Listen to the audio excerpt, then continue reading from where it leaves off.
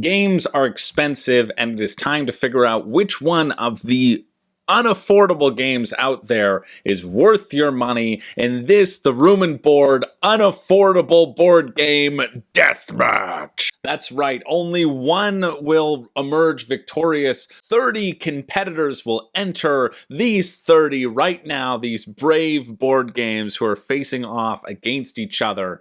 If you can't see the ones that were up top there, it's Return to Dark Tower and Twilight Imperium. Those are the ones that are up there. Will they make it to the finals? Did they earn their bye? Or will they be extinguished immediately? Only time will tell. These are the competitors. And right now, I want you to make a prediction about which of these should be crowned the best unaffordable board game of all time. The entire month of April, we've been voting over on the Discord about which game should move on in this April Madness Deathmatch bracket that we have going on, and only one has emerged victorious, and it is time to unveil the results to you right now.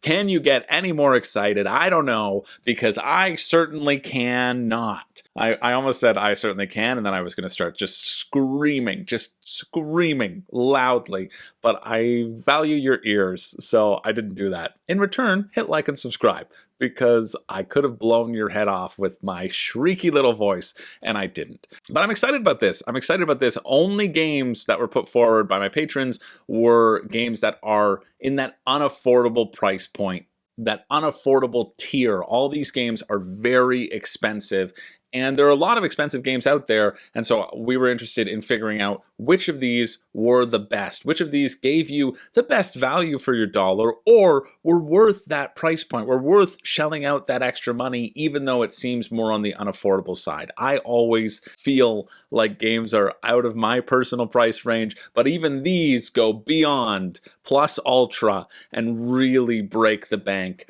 And so if they break the bank, they deserve to be good, and they should be pitted against each other to see if they can even make it out of the first round. Let's be real. So you've had your time to look at the games. I hope you put your guesses down below as to which game you think will win. I always think it's kind of fun seeing what people are predicting. As the voting structure, like all of these death matches, every day we have a matchup of two games, and we're going to get into them, and I will explain a little bit more about the games in the first round, and then we're really going to blaze through the results. Honestly, I shouldn't explain them in the first round, because half of them are going to be burnt for all eternity. That's the penalty for losing a Ruined Board Deathmatch. Every single copy of these games will spontaneously combust. That's your warning. Don't tell the fire marshal it was my fault. It's your fault for not putting them in the Deathmatch panic room, which is coincidentally where I'm sure future Chris will be editing this video. Just in the deathmatch panic room, trying to get it out on time. So let's get right into it. Enough of the preamble. You know how it works. We're going to be voting for this, voting for that. And the first matchup that we have is Aeon's Trespass Odyssey versus Descent Legends of the Dark. Aeon's Trespass Odyssey came out 2022, just past last year. It's fulfilling. There's going to be another campaign for it upcoming on Kickstarter, I think fairly soon at the time of this video being published, May 2023. So if this interests you, keep your eyes out for that, because maybe the reprint won't burn for all of eternity, because if this doesn't win, it's certainly going to. And Trespass Odyssey is another one of those very large 1 to 4 player campaign games about exploration, adventure, and fierce battles with giant monsters. You play some sort of version of the Argonauts. Look at these minis. Yeah, that seems pretty cool. Good first one to click on. You can see these big chunky boxes, these chunky minis, lots of cards, lots of content. Oh, that is cool. All right. I'm interested. I'm interested just based on the minis and the art style. That does seem kind of fun. But you are taking control of the Argo and your crew and sending them on adventures into the mysterious lands of ancient Greece. However, it is up against Descent Legends of the Dark. This was 2021. This was the 3rd edition of Descent, the one that was very dependent upon the app, and people weren't that thrilled about it. But it also comes with like mounds of 3D terrain, just like all the terrain pieces, and also some really cool minis. These are some great pictures of people's painting of the minis. Yeah, this terrain element really building that terrain and that physical table presence on your board, which accounts for the incredibly large box that barely closes. bigger than your average baby, where you crawl your way through the dungeon always using your action points to maneuver as your first sort of action. And then your other 2 actions, you can do whatever you want. Punch some people in the face, doesn't matter. And Descent has had a lot of people kind of chiming in against it, but it's doing pretty well at an 8.0 on BoardGameGeek, except this first one, number 2. App integration similar to Mansions of Madness, according to people. But the current 9.3 on BoardGameGeek by its fans, and it is Aeon's Trespass Odyssey that moves forward. We don't need to worry about Descent because it is the large campaign game of the Argonauts that moves forward in a 17-9 vote. Moving along, next match, Foundations of Rome versus Arena the Contest. And Foundations of Rome is kind of a really interesting one because it's probably the lightest one in this entire competition. It's a very light game, very simple to explain, and I'll explain it to you right now as I pull up these images on BoardGameGeek. You have this main board out here. You can see all these numbers, D8, E8, and you can see these cards over here, the G7, A3. You're going to be bidding and purchasing these cards, which give you control over those lots. And if you have control over those lots, you can then build a building. You can build one of the buildings from your own sort of player board and put it onto the board. These buildings can give you more income, more money. They can give you points, they can give you population, which, essentially gives you points. And so you have to choose what type of buildings you're going to be putting on the land, and also when to take your income and when to purchase those plots of land as you fight for the key spots on the board as they developed. All the while adding to this immense table presence by all these minis. There's a reason the box is so big. It's because there are 5 stacks, 5 trays of just plastic pieces, plastic toys that you can put out in a game that could basically be tiles, but isn't. It's up against Arena the Contest, which is a turn-based tactical board game having both a cooperative and a competitive mode. In cooperative, you're working together with 4 heroes to travel across Teneris.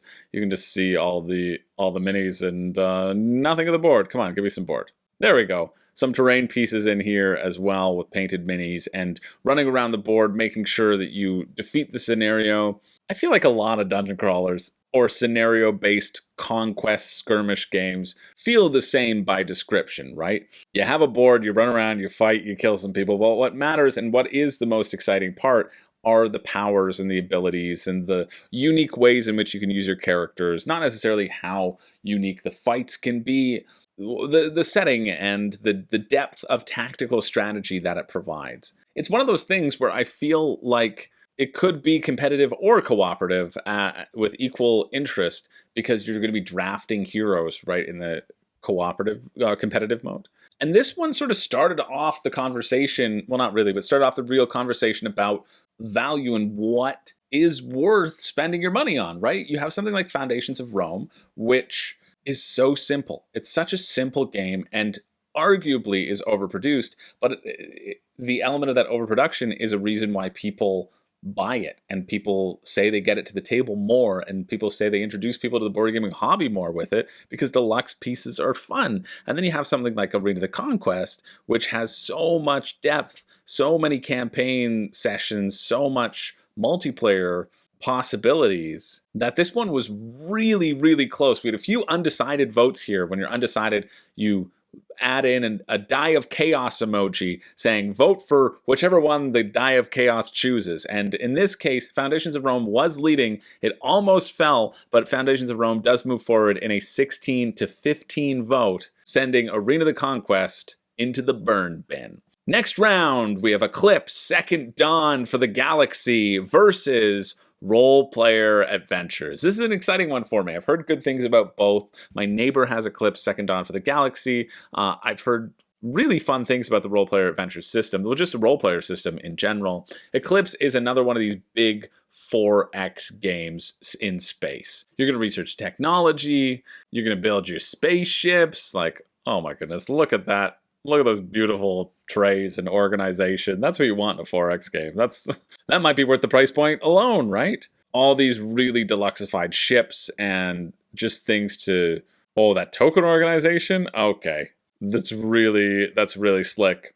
These sorts of 4X games can get out of hand so quickly. It's so many games nowadays you can pull out and just lose interest in immediately. because there are too many pieces and the setup's too much of a hassle. And that's great that it feels like every effort has been taken to make getting this to the table not horrible, providing those are the components you can get in the actual retail version. However, that also comes with an additional cost, which is why it's in this bracket. Role Player Adventures is this sort of cooperative storybook game. You can see the storybook here. You can see the maps as you're going to flip through. You're going to be hitting a bunch of different encounters in that sort of choose your own adventure style, leveling up your character, getting stats, getting additional strength, right? Who doesn't love that? But I have heard it is a bit on the lighter side. And some people were really saying that they liked the choose your own adventure aspect of role player. Some people didn't, playing with a larger player count. I think this is maybe one that you want to play with a smaller player count. Yeah, best 2 is what BGG is saying. If you play with 4, there's a little bit too much waiting around. And plus, I think the enjoyment, it's easier to measure a bit more value from the blinged out structure of something like Eclipse with all those pieces and organization versus the storytelling ethereal nature of role player. And so it was a really close vote, like almost tied as we went into it. And it was the Die of Chaos that helps actually push role player adventures forward. Enough people resonated with that storytelling aspect. And some people were saying that Eclipse kind of felt just like a big version of Risk as well. That was their experience. And so it was role player adventures that does dethrone and eliminate Eclipse from the competition. Unfortunately, I should tell my neighbor that, oh no, the house, it's burning right now, so we're okay. He knows. I hope he knows, because Eclipse and all copies have been burnt for all eternity. Moving along to our next round, we have a big one. Frostpunk the board game, literally a big one, versus Kingdom Death Monster, literally a big one. Frostpunk came out very recently. You can see with these deluxe editions that have been coming out, this giant tower in the middle of the board. It's been a fairly faithful representation of the Frostpunk video game. If you haven't played it, that's at least what people have been saying, because I haven't played it either. It's up against something that I feel like was one of the first things to be included in this deathmatch, and that, of course, is Kingdom Death Monster. This is known for being huge, ostentatious, and expensive. People love spending money on this game, and people love spending even more money on this game when they haven't even received half of this game yet. They'll just spend even more. Kingdom Death Monster, I've heard Townsfolk Tussle is been compared to it a little bit. It's a dark, skirmish, difficult game where you're on this hex grid trying to bash these monsters in the face and then use their remains to build up your town. Frostpunk is about trying to survive the winter. Leaders of a small colony of survivors in a post-apocalyptic world, and you can decide how well your people survive. Are you going to treat them just like a resource, as it says on the BGG description, or will you give them a glorious future?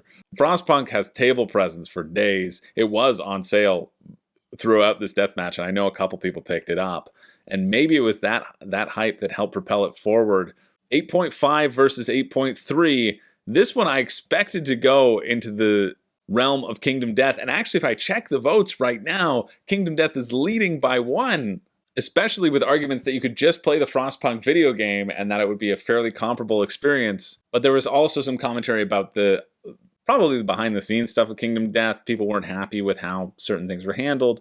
And so for the Frostpunk contingent put forward a very good argument in terms of being a solid survival game, which I suppose you could argue is Kingdom Death is a survival game as well, because you don't want to die, but it doesn't matter. The Die of Chaos did not roll in Kingdom Death's favor. Sorry, sometimes when you're just rolling dice to determine the outcome of your skirmish, sometimes you lose your skirmish and have to start all over again. Kingdom Death Monster is out in the first round of this unaffordable deathmatch, and it is Frostpunk that moves forward in a 16-15 vote. A huge upset, maybe more to come, with Magic the Gathering versus Nemesis. Magic the Gathering got an honorable mention here because you can spend the most money on this out of anything in existence. Pretty much in existence, right? People have spent thousands of dollars on Magic the Gathering. People have made thousands of dollars on Magic the Gathering, or so they tell themselves when they sell all of the things they spent twice the thousands of dollars on back to the stores. They say they made money. I'm sure they did. I'm sure you did. Magic the Gathering is the perennial card game. I don't even know if I used that word correctly, but I don't care. Of playing lands in front of you to add to your mana and playing cards equal to the number of lands that you have out there. Lands give you resources. You can tap those to play cards. You want to punch your opponent in the face. Everybody has 20 health points. Make sure you've constructed the deck. Make sure you've spent $1,000 to get the exact cards that might come up in your deck against your opponent and try to win. It is up against Awakened Realms Darling, number 19 overall, although Eclipse was number 22, and it fell. So Nemesis is its competitor. Nemesis, which is the huge space alien crawl exploration game that Board Game Geek does classify as a dungeon crawler. Whether you agree with it or not, I don't agree with it, and we'll get to that when we get to our dungeon crawler list. I'm jumping ahead of ourselves. That's not next month's competition, by the way. It's not.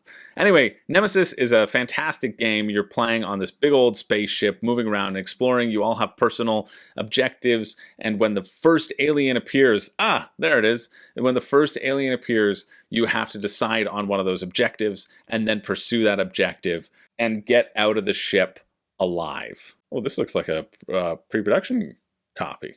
That looks like a different art style. Yeah, it's a very solid game by Awakened Realms, and honestly, if you're playing Magic where you just buy a bunch and you draft the cards, it's not that unaffordable, but really, is the draft the most exciting part? Is opening the packs the most exciting part? And sure, if that's exciting to you, great, but how much replayability are you going to get, right? Should it reign supreme as the best unaffordable game? I've played Magic. I played Magic once, and it was okay. I know that people love it and get really obsessed with it. I can see that. I would rather play a digital version of it, I think, which would make it easier to just pump out the games over and over.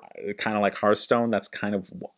I kind of veer towards Hearthstone more because I don't have to spend money on it. And I can just play games over and over until I'm catatonic. And of course, so Magic had a pretty big pushback, and I think that's great. I think it's great that all of Magic burns for eternity again. It's out in the first round, and it is Nemesis that moves forward in a very well-deserved 21-7 vote. Nemesis is a great game. I'm surprised Magic got that many votes as well, but there is something to be said about... No, there's nothing to be said. It's too expensive. Stop buying cards that are going to be obsolete in 2 years. Well, they're not going to be obsolete. You can just play with them anyway, but I don't know. I just don't like collectible card games. I think you can spend a lot of money on them, and I think there's a lot of other fantastic games you could buy with that money. Honestly, you could spend all that money on Magic, or you could spend it on probably everything else on this list. So it is Magic the Gathering that falls, and it's Nemesis that moves forward. And our next round is two other big games, two behemoths. We have Too Many Bones versus Weather Machine. Too Many Bones by Chip Theory Games, and it should be talked about that we're trying to just consider the base game here. Too Many Bones is expensive as a base game. It's about $150, I think. Maybe the prices have gone up, but I think it's around $150 US. And it's a very fun system. I have a review of a couple Too Many Bone things on the channel if you're interested.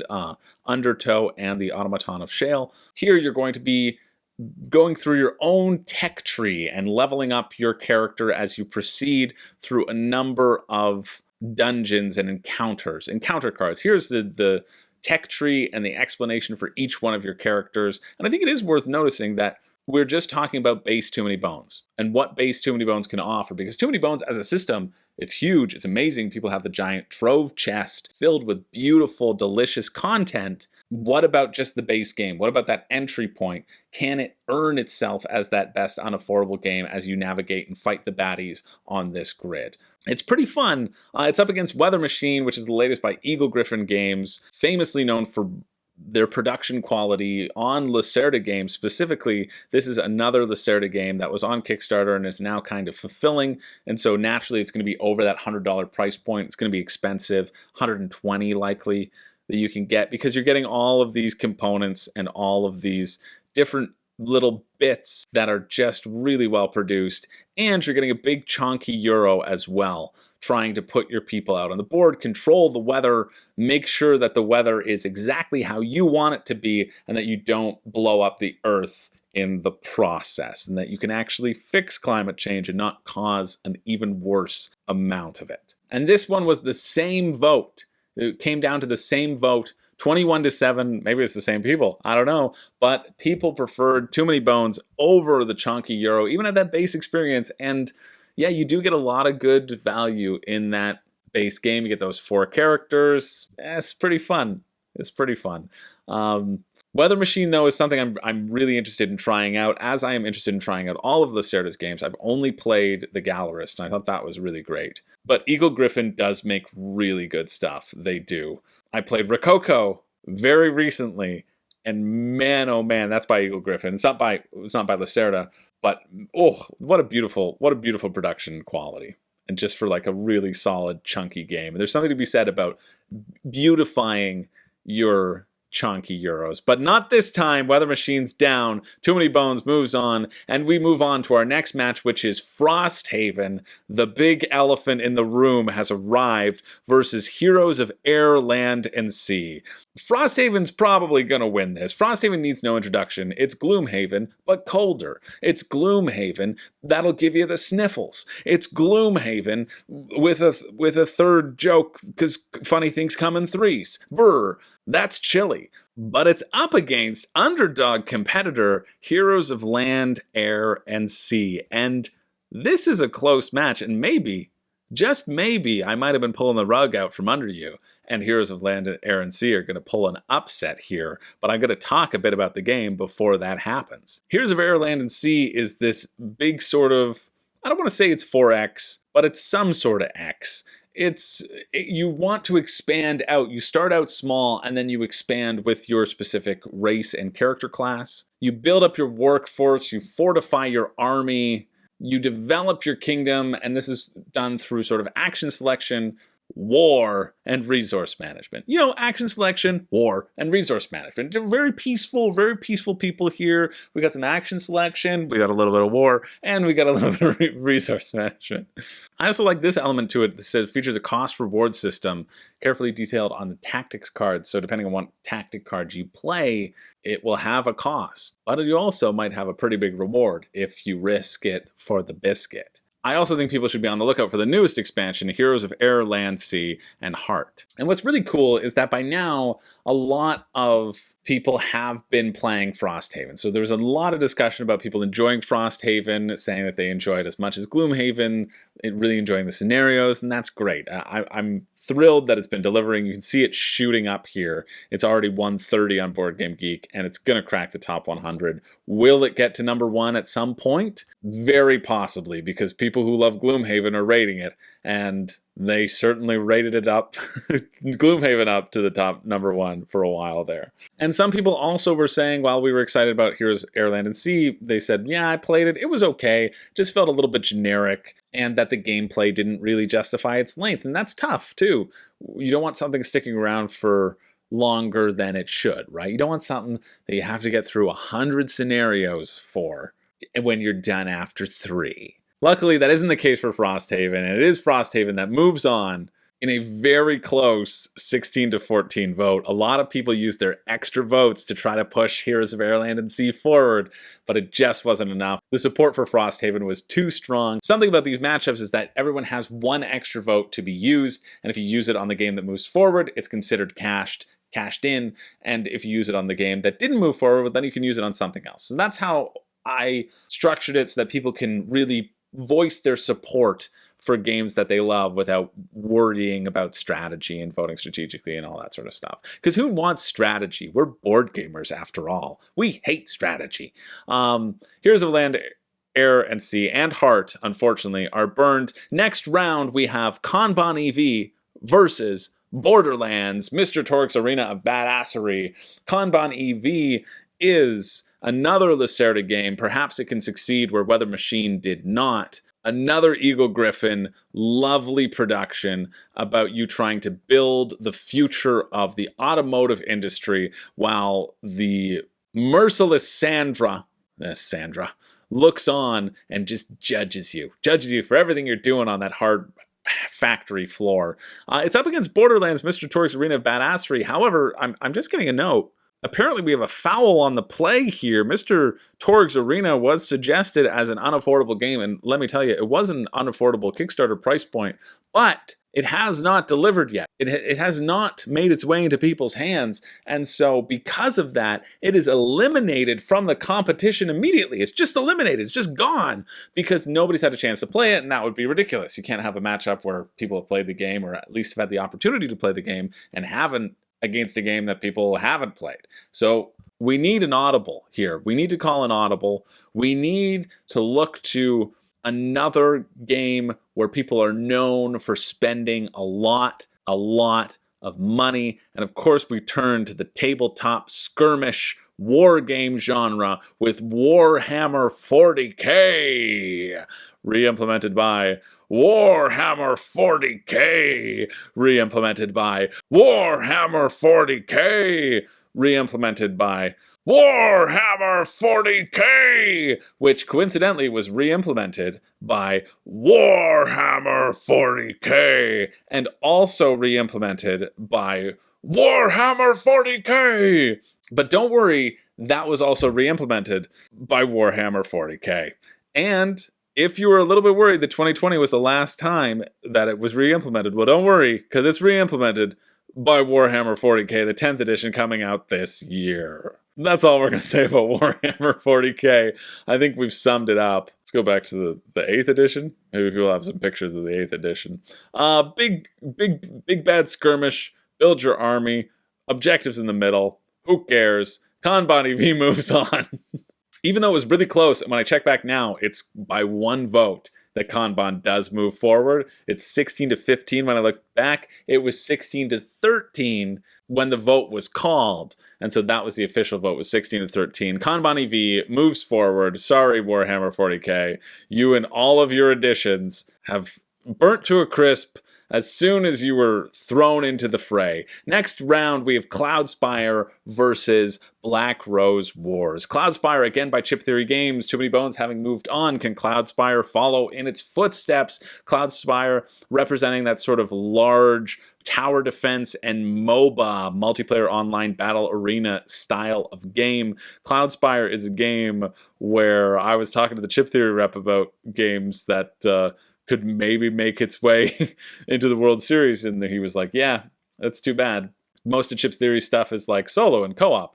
And he's like, well, we do have Cloudspire. I was like, I would never want Cloudspire to be in there in a million years because you might have to play it randomly. And it's just so complicated. And he was like, you know what? Yeah, if you tried to play me in this, I would wreck you. And there was like a complete understanding that I would get wrecked forever. That being said, people have been talking about it in the Discord as like a really solid solo experience, and there's a lot of people who like this as a solo game, and so it's going to be tough to beat. It is up against Black Rose Wars by Ludus Magnus Studio. Black Rose Wars, it had a new edition that came out that was basically the same as this first edition, but we're going with the first edition because it's been out for a longer amount of time. You can see there's going to be this big hexagonal board. Professor McHexagonal. Oh, those are cool. Cool sculpts. Let me see the board. That's good enough. You're going to be all of these different rooms that are out there in which you're going to battle your fellow wizards to the death. You're going to program spells, and then they're all going to fire off, and you're going to burn down the mansion all around you. That's what these little cube spaces are for. People were saying that Black Rose Wars was $99 when they backed it, and it came with almost 1,000 cards, which that's pretty good value. But it is not enough value to take out Cloudspire. People who love Cloudspire, they love it a lot. And I think it's the sort of game that if you want to get really in-depth and really get involved in, and you need that sort of commitment with it, you could have yourself a pretty good time. Anyway, it's Cloudspire that does move on in a very solid 21-9 vote. Next round, we have Bardsung versus HeroQuest. Again, with these larger dungeon crawly campaign games boxes stuffed and filled with content. And that's honestly part of the reason of doing this tournament, is to talk about what people are excited about, what people have enjoyed out of these large campaign and these large box games, because you don't want to have these larger box games on your shelf. You don't want to have all 30 of these games on your shelf. If you do, that would be madness, and you would have built yourself not a shelf but a house. And so one of these games, one of these big boxes out there is Bardsung, and another one of these big boxes that just was re-implemented was HeroQuest, preying upon your nostalgia.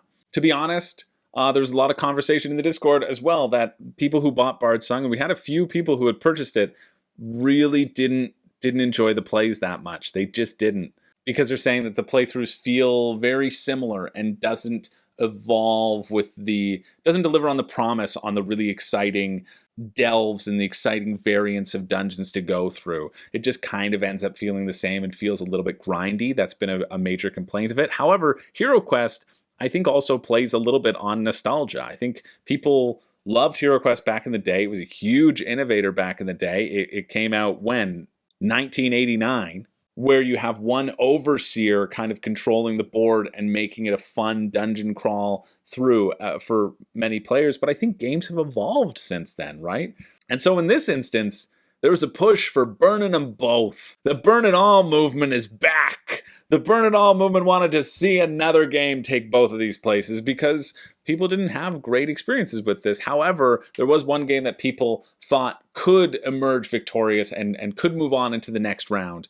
And I think it's out of respect for what HeroQuest did that HeroQuest manages to beat out the Burn It All movement and moves forward in a 14 to 12 to 4 vote. There were 4 votes for Bardsung, 12 votes to burn them all, 14 for HeroQuest. HeroQuest moves on into the next round. Sorry, Bardsung. Apparently you're not that good. And that's kind of what this competition is all about figuring out. Moving along, next round, we have Dwellings of Eldervale versus Blood on the Clocktower. Now, I'm interested in talking about Blood on the Clocktower, but we'll talk about Dwellings of Eldervale first. I own Dwellings of Eldervale. I might get rid of Dwellings of Eldervale, honestly, because of the size of the box. Quite literally, the size of the box. It's pretty expensive for this area control worker placement hybrid. You're going to have this map that's out in the center, depending upon the number of people that's playing. You can put your person out wherever you want. You kind of want to expand from wherever you put it out, depending on their stats, whatever. You get to do the action of that place. You can build little houses there. And then you also get to pull your workers back and put them on cards. If you've heard of the game Andromeda's Edge, that is the spiritual successor, the second version of this game and of this style. It also comes with these great game trays for cards, really lovely for organizing that storage, and then like good game trays for your meeples. It's nice to have a little package, but honestly, I didn't find that they were that useful because the little bins were too small for your resources and you're constantly moving things back and forth. I like storage. I like storage a lot. I think this goes a little bit overboard with the storage personally. It's up against Blood on the Clocktower, which is a very big social deduction game that has an enormous price point for what it is. It's better Werewolf. It's better Werewolf. It's just as good Avalon, and it costs over $100 for you to get this grimoire with these tokens and a few scenarios. From a component standpoint, it really doesn't feel like it lives up to that value, but it's putting itself forward at this very expensive price point, and this is your jam. If this sort of game is your jam, then it's worth checking out for sure. I just don't know why it is so expensive. I've never known why it is so expensive, even though I like social deduction games and I have a good time with Blood on the Clocktower, but I prefer Avalon more. I prefer something where it doesn't depend upon the adeptness of the person running the game for the game to exist and be good. Because if you have a bad person running the game, you're done. It can really ruin the experience for everybody playing, and something like that just not that into. But it can be really fun, and provides a really fun structure for discussion. This vote was pretty overwhelming, though. Pretty overwhelming for Dwellings, even though people tried to make a case for Blood on the Clocktower, and it's nice putting something in a specific genre. But you just get a lot more. Dwellings and Blood on the Clocktower are about the same price. And even though I'm not like the hugest fan of Dwellings of Eldervale, I think it's fun. I think it's just good. and I think for a game that's super expensive, good just doesn't cut it. Even still, I would pick Dwellings over Blood on Clocktower, and so would the votes, as it's Dwellings that moves forward in a 28-4 vote. Next round, we have On Mars versus The Great Wall. Two, again, sort of chonkier games, which I love. I love the balance, right? I didn't want this to just be campaign games. It's not a death match about campaign games. It's a death match about expensive games. And expensive games can happen in any capacity. I've just checked how long I've been talking, and I realized this deathmatch is going to be the longest it's ever been, so I'm going to make this much quicker.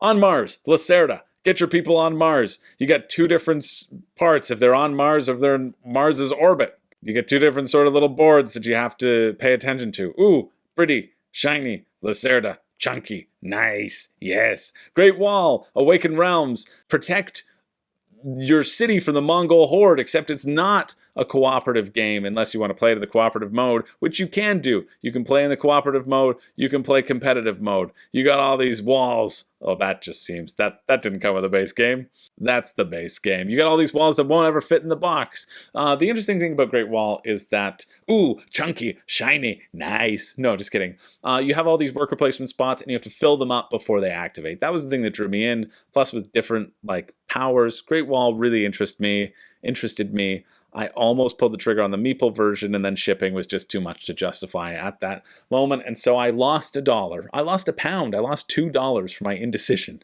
I really did. I regret it and will regret it for the rest of my days. I thought the Great Wall looked really fun, but I think On Mars looks really fun. This is a tough comparison.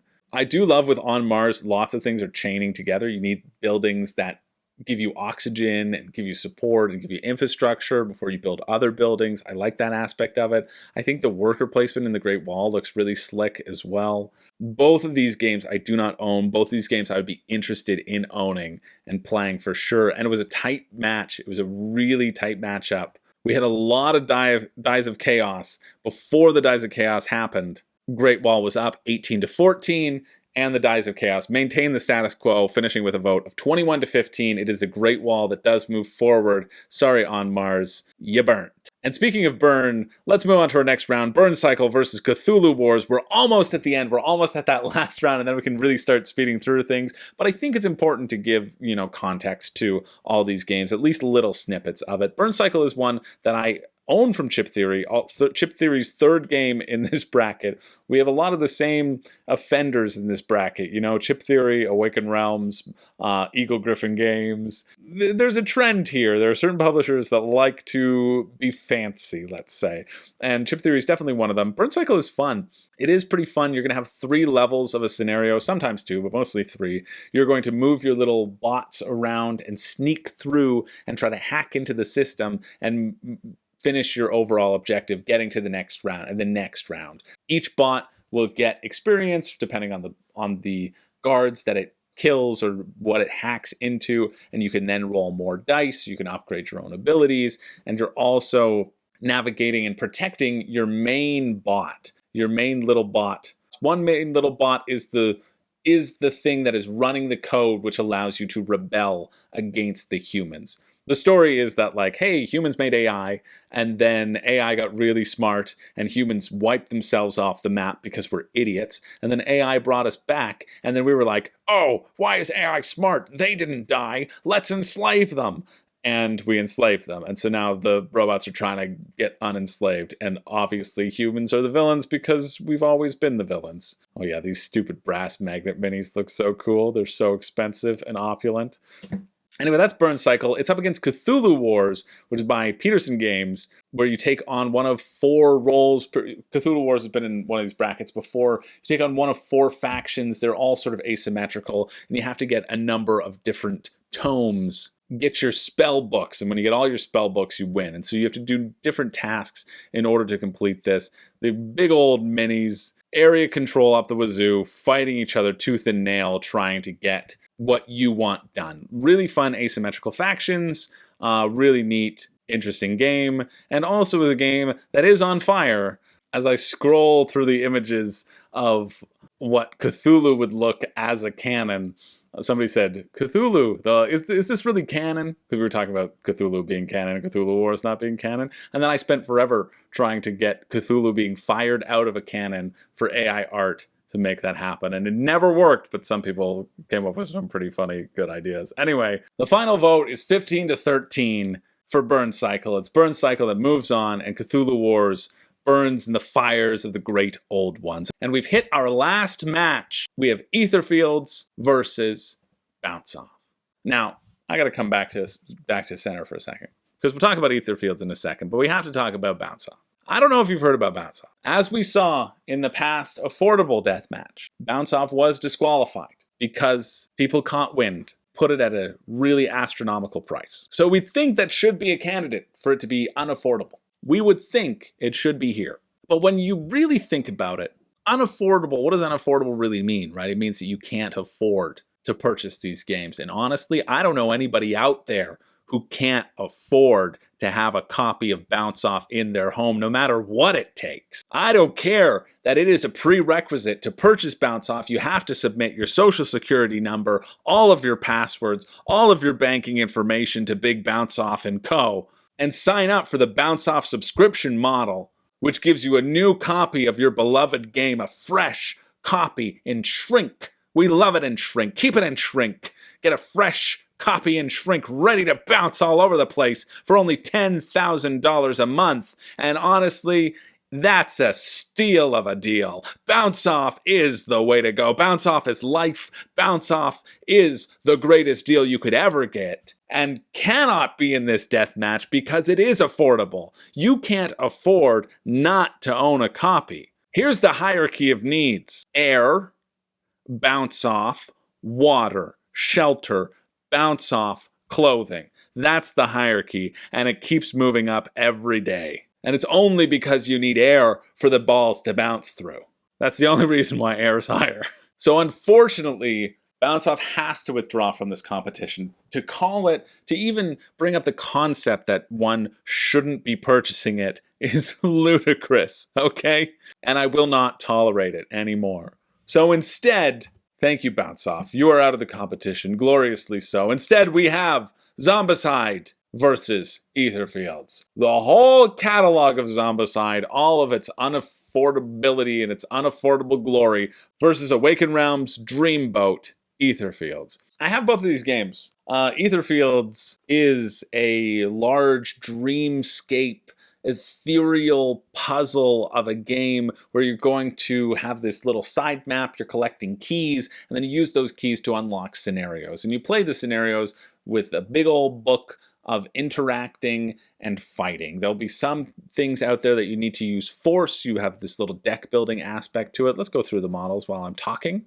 Look at that little penguin. This is the main box that you would have gotten in the first wave. You have your characters, and you're going to be going through this dreamy world. Oh, it's just going to be pictures of minis, I know. Here we go. A dreamy world of a scenario, exploring aspects. These blue points, actually that's your starting area.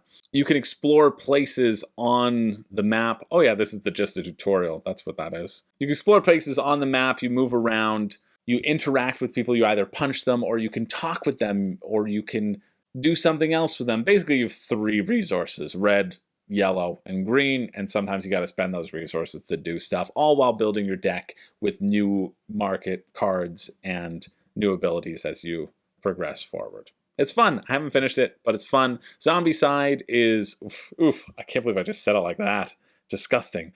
Zombicide, as you are supposed to pronounce it, not Zombicide, like who am I? Zombicide is a big fun dice chucker. In every iteration, it's a big fun dice chucker. If you haven't played it, you should definitely check it out. It's pretty fun. You run around the board, you search houses for items, you use those items to punch zombies in the face. What more do you want? When I look back, it was a tie, but the vote was called before that tie happened, and it is Etherfields that does move forward. The Die of Chaos honors that tie. It was ahead 18-17, and then the Die of Chaos fell in Etherfields' favor. It is Etherfields that moves forward and eliminates Zombicide, all of them, from the competition, and moves on into the round of 16. And we have made it to the round of 16.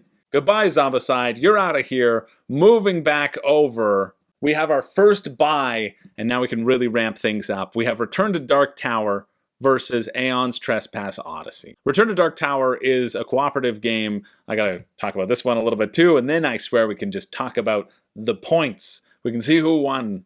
Return to Dark Tower is a cooperative game where you need to defeat the Dark Tower, which is going to be spewing out skulls onto these locations, and there's going to be monsters that are popping up in the locations. So you just have to manage the board. It's a tower defense against a tower. Defend a tower against a tower.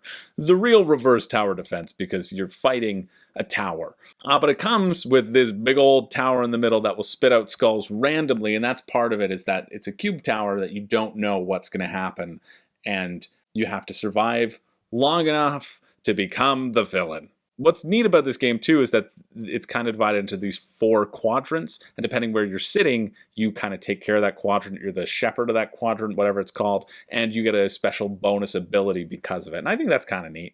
I think it's kind of interesting, but it does not have the staying power to topple Aeon's Trespass Odyssey.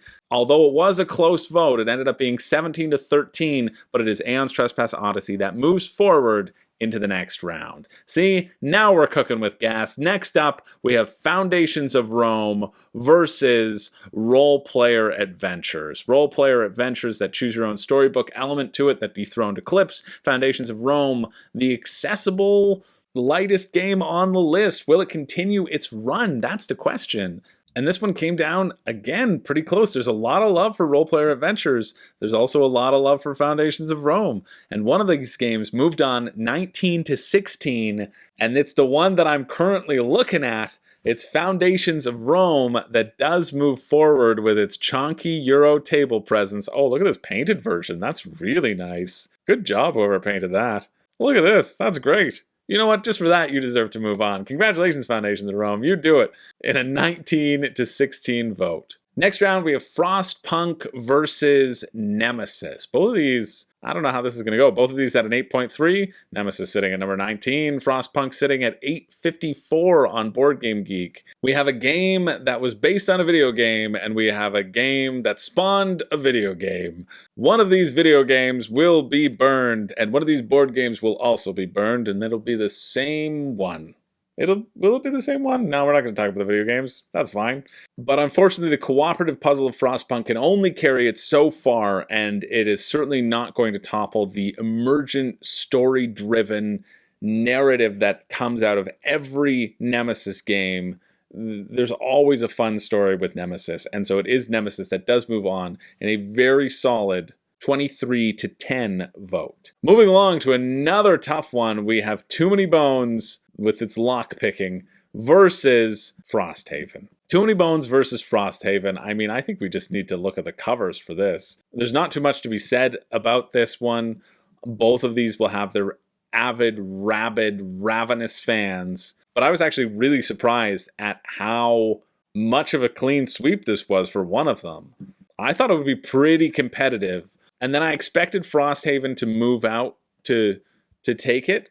I don't know what I expected. Maybe I expected Too Many Bones to take it. Maybe I did expect that. This is a battle for the ages, right? Both of these have such fans. And even with a $250 price point for Frosthaven, it was able to come out on top, and it came out on top in a big way, winning in a 23-7 vote. Moving over to the other side, we have Kanban EV versus our other buy, Twilight Imperium. Twilight Imperium, the epic space adventure that Galactic Era is better than, and has entered the competition, rightfully so. It falls into that unaffordable category for sure. It's like $160 just for the core game, and then people are like, yeah, throw in the expansions, you need them. Well, if you needed them, maybe they should have been in the core game to begin with. Although, to be fair, perhaps if you're talking about just value, the amount of hours that you're going to play one game of Twilight Imperium is going to take up 3 or 4 games of Kanban. So maybe in the unaffordable sense, this is the more affordable. And I thought that Twilight Imperium would take it here, right? It's Twilight Imperium, it's a big space 4X epic against like a really well-designed Euro, but it's just still a Euro, right? People, it's weird. People don't spend as much money on these Euros, and I understand because it can boil down to like these cardboard chits, etc. And you could replace it, and you don't need the deluxification. But you don't need the deluxification on Twilight Imperium, although I guess you could argue that the different models of ships make it a lot more readable, and that's very true. But it's not Twilight Imperium that moves on, no. It's 20-16 for Kanban. Twilight Imperium is eliminated before it even gets started in this competition, and it's Kanban that moves forward in that 20-16 vote. An upset that I'm sure made many people upset. That's why they call it an upset. Moving along to our next match, we have Cloudspire versus HeroQuest. I mean, the only question here is how badly is Cloudspire going to demolish HeroQuest? Let's be real. Like, this should be no contest. HeroQuest, nostalgia, old, whatever. Outdated rule set versus Cloudspire, elegant, neoprene, chips, chip theory. We love chip theory, don't we? I don't know why it just became share. Was that share? Yeah. Share. Is that share? It's share spire. Cloud spy share. Cloud spy share. Clouds. I love clouds. It's not even anybody. Not a good impression. Cloudspire moves on in a dominant 23-5 vote. Get out of here, HeroQuest.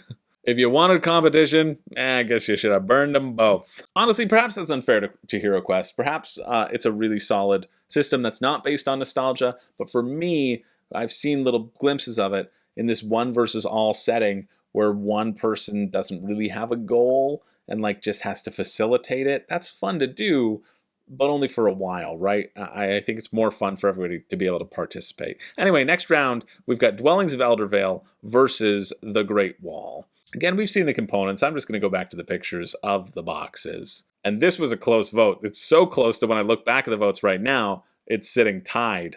And in the case of a tie, good thing we got some dies of chaos to determine the outcome. And it is Dwellings of Eldervale that moves forward. I expected Great Wall to just stomp Dwellings here. I just thought the love for Great Wall would be a lot stronger, but it's not. The Dwellings crew showed up and made it very competitive. And it is Dwellings of Eldervale that moves forward in a 17-15 vote. Sorry, Great Wall. You burnt. And speaking of burn, let's move on to Burncycle versus Etherfields. Can Burncycle make it 2 for 3 of Chip Theory moving on? Or can Etherfields make it 2 for 3 of Awakened Realms moving on? I just think the box art on Etherfields is so beautiful. It's up. Oh, it's too far up. It's too far up. It's too heavy. I'm not getting it down. That would involve me moving from my seat. You'd have to be dreaming. Be sure to like and subscribe if you're still here.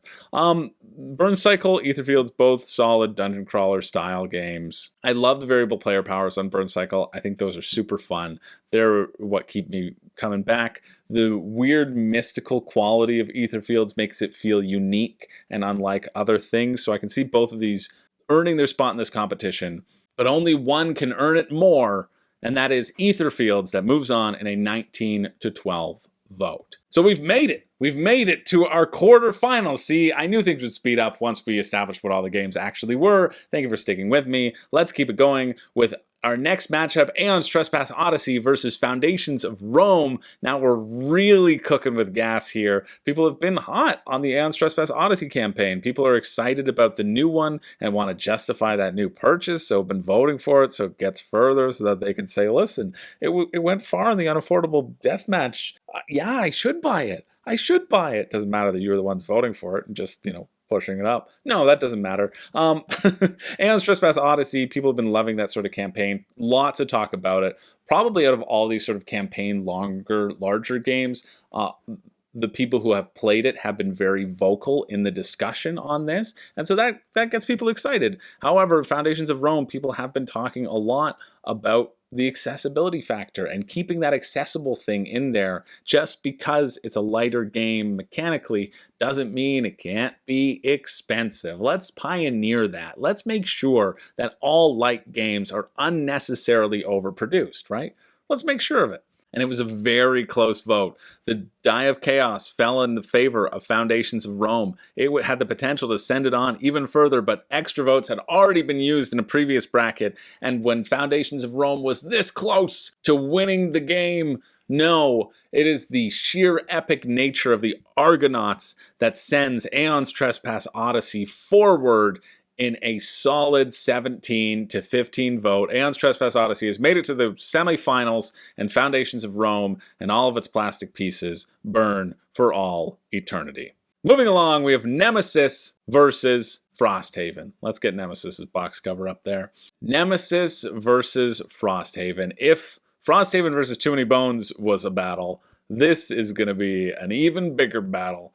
I feel like Frosthaven is slated to win this competition, right? I bet I will see a bunch of Kingdom Death Monsters down below, and I bet I'll see a bunch of Frosthavens down below. Kingdom Death Monster, well, you were wrong. Frosthaven, well, you were wrong. It wasn't even close. It wasn't a close match. Nemesis wins by 7 votes, 18 to 11. People came out for Nemesis, even though people have been enjoying Frosthaven. Hey, there's no knock to Frosthaven, except, well, it is, because you didn't make it into the semifinals, and you're so expensive. Thank goodness I canceled my $100 pledge. Can get it later now for more expense. No, I've got so much Gloomhaven to play. I don't ever need to play Frosthaven. But yeah, Nemesis is the one that takes it home. There's something lovely about such a beautiful story that Nemesis can provide. And now it's going to be up against something where people have been talking about the narrative story and enjoying it immensely. It's still Nemesis that manages to dethrone Frosthaven, which is absurd to me because I thought Frosthaven would win. I don't know who's going to win now, but I know it's not going to be Frosthaven. Nemesis moves on into the semifinals, and now we have Kanban EV versus Cloudspire. This is our next matchup.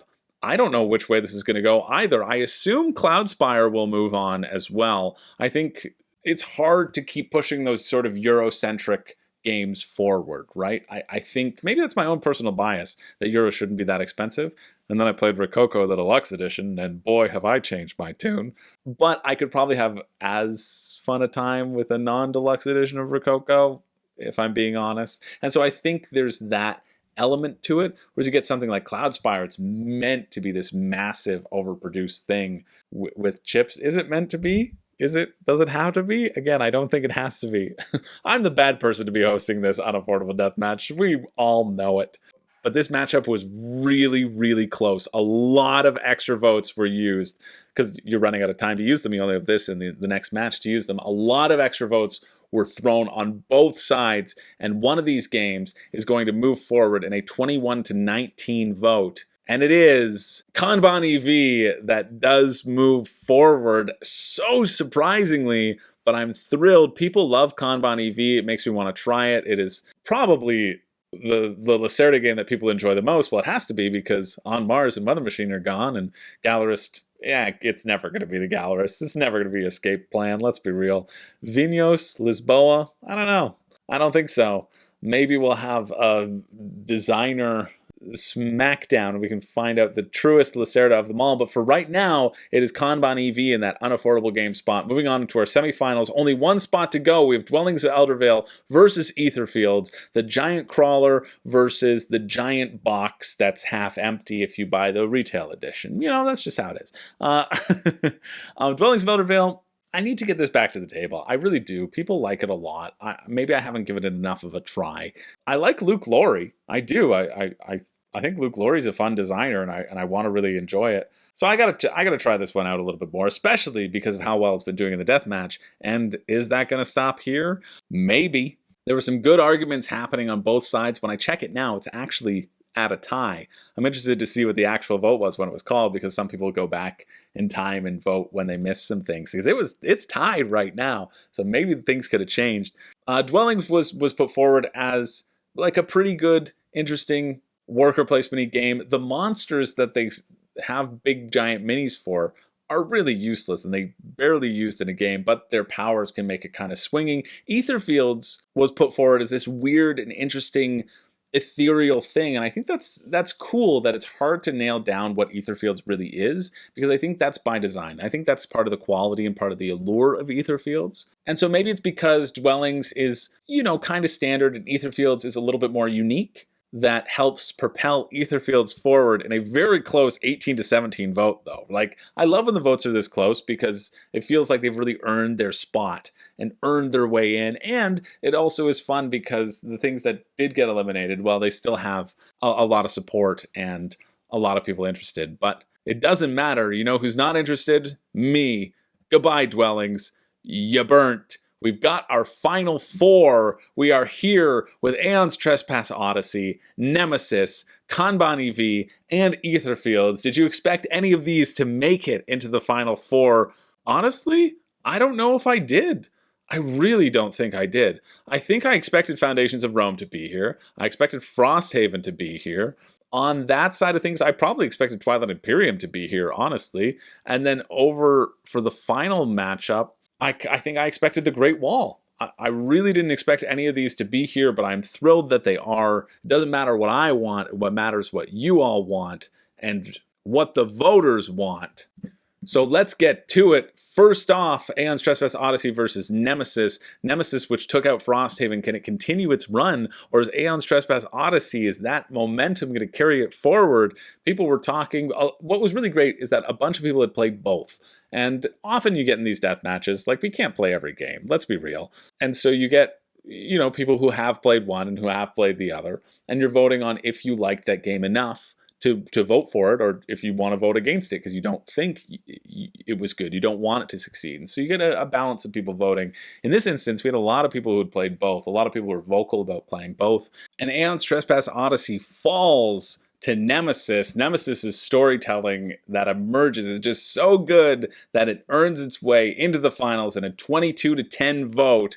Aeon's Trespass Odyssey is out of here. Over to find its competitor, we have Kanban EV, the little Euro that could, against Etherfields, the dreamy, unique, beautiful game. If Etherfields were to win this, it would be an Awakened Realms versus Awakened Realms final. They would be crowned the kings of the unaffordable games, but Kanban EV knows how to work its motor. The Lacerda fans showed up to rally man cars the votes. They rally man card the votes, but it wasn't enough because they all forgot. Their memories escaped them, as it happens in Etherfields, and it is Etherfields that does move forward in a surprise 15-13 vote. I'm surprised as well. I thought I was gonna draw this out more, but I didn't. It's Etherfields in the finals. Sorry, Kanban, I was rooting for you to get there, but Lacerda will not make this final. It is Etherfields versus Nemesis. 2 Awakened Realm titles in the finals. That should tell you how much people enjoy Awakened Realms games. I personally am a big fan of Awakened Realms. I think they do really good stuff. I think both of these are potentially worth the price point, but I think one of them is definitely worth it more. And the trolls of the Discord wanted me to roll heaps of dice right now. And you know what? I would love to, but I don't have heaps of dice. I didn't sign up for heaps of dice. Before the heaps of dice were rolled, Nemesis was winning by a landslide. But if there's one thing you can depend on from Awakened Realms, it's a bunch of unnecessary dice rolls to decide what we already knew in the first place. Are you happy? Are you happy now? This is what we have been reduced to. This is what it should be. That's a 5. I'm gonna pause. Oh, that's a 4. Actually, this is pretty good. Completely unnecessary video, but man, it's pretty good. There's a 4. Oh, I got a 1. Yeah, I was trying to get a 1. Let's see if I can get a 1 again. A 5. No, I didn't. Doesn't matter. Awakened Realms basically shows why they are the unaffordable champion with this stupid, silly, unnecessary dice rolling, which my patrons, of course, have embraced, but it doesn't matter. One of these is going to end up on top. For me, it is Nemesis, and for you, it is Nemesis. Congratulations. Nemesis is the absolute deserved victor here. It took down whoever it took down in the first round. They were pathetic, probably. Didn't have a chance in heck. And then they took out Frostpunk. Who did they take down in the first round? Oh yeah, they took down Magic the Gathering. Forgettable. Then they took out Frostpunk, Frosthaven, Aeon's Trespass Odyssey, and finally triumphed over Etherfields to be crowned our room and board Unaffordable Games Deathmatch Champion. This game is like $150, but honestly, it's friggin' great. And if I didn't own it, well, I don't own it, but if my friend Zach didn't own it, I would want it in my collection because it is really fun. It's in my personal top 20 games of all time. And I just think the stories that it produces is really good. So for once, my patrons, the voters, got it right. You did. Congratulations. You did it. We all did it together. Thank you so much for watching. Let's end the video here. If you're interested in voting on the deathmatch, on the daily deathmatch, participating in the daily discussion, feel free to sign up for the Room and Board Patreon down below. It's like a couple bucks a month. You won't even notice you did it. It's like tossing me a quarter. Say, here, have a little quarter every video you produce, you dancing monkey. And you support the channel, and then you get to participate in the daily discussions and the daily voting. And if you can't afford it, that's completely fine. That's why I do these recaps, so that they will always be around for people to enjoy and participate in the fun and predict and see what would have happened and then regret that you weren't there to change the tide of history. Lots of close votes this one. Every vote does matter. Voting really does matter. Go out and register to vote. Thank you so much for watching. Next month's deathmatch that we've already started is the Publisher Smackdown. We took 4 publishers. Who are they? You're going to have to wait and see. You're not going to know until we announce it in next month's recap. We got 4 publishers who each are taking a quadrant of the bracket, and then they're going to send forward their champions, and those 4 champions will battle it out in the semifinals to determine who is the winner of the Publisher Smackdown, who can put their best champion forward and take home the glory. It's going to be a good one. If you're interested in that, well, wait until next month, or again, sign up for Patreon down below, get over on our Discord. But either way, thank you so much for watching. My name's Chris George. I don't have a catchphrase, but I'm done. Get out of here. Goodbye. I'm going to go play some Nemesis. Peace.